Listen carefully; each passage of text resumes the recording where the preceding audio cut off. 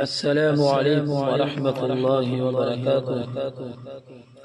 الشيخ القاری مشاری راشد العفاسی کے طرز پر حضر تلاوت. اعوذ باللہ من الشیطان الرجیم، بسم اللہ الرحمن الرحیم. سبحان الذي أسرى بعبده ليلا من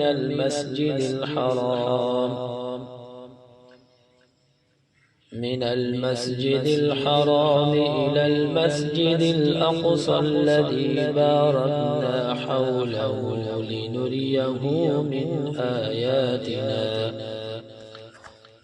إنه هو السميع البصير. وآتينا موسى الكتاب وجعلناه هدى لبني إسرائيل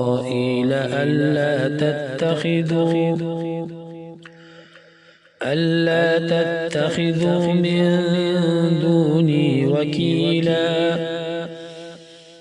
ذرية من حملنا مع نوح إنه كان عبدا شكورا.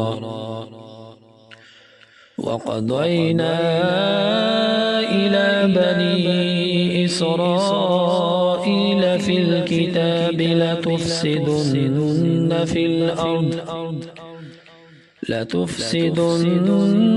في الأرض مرتين ولتعلن علوا كبيرا.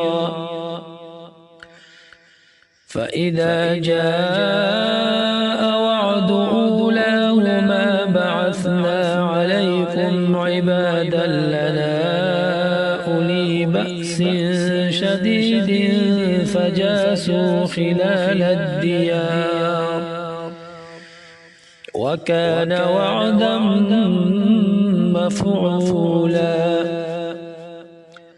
ثم رددنا لكم الكرة عليهم وأمددناكم بأموال وبنين وجعلناكم أكثر نفيرا. إن أحسنتم أحسنتم لأنفسكم وإن أسأتم فلها. فإذا جاء وعد الآخرة ليسوءوا وجوهكم وليدخلوا المسجد كما دخلوه أول مرة وليتبروا ما علوا تتبيرا.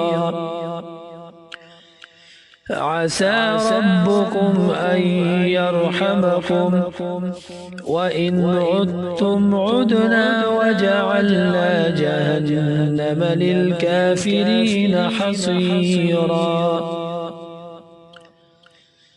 إن هذا القرآن يهدي للتي هي أقوم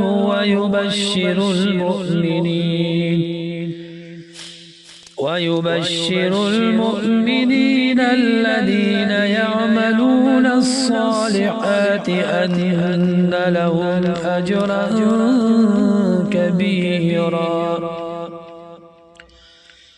وأن الذين لا يؤمنون بالآخرة أعتدنا لهم عذابا أليما. ويدعو الإنسان بالشر دعاءه بالخير وكان الإنسان عجولا. وجعلنا الليل والنهار آيتين فمحونا آية الليل وجعلنا آية النهار مبصرا وجعلنا آية النهار مبصرة لتبتغوا فضلا من ربكم ولتعلموا عدد السنين والحساب وكل شيء فصلناه تفصيلا وكل إنسان ألزمناه طائره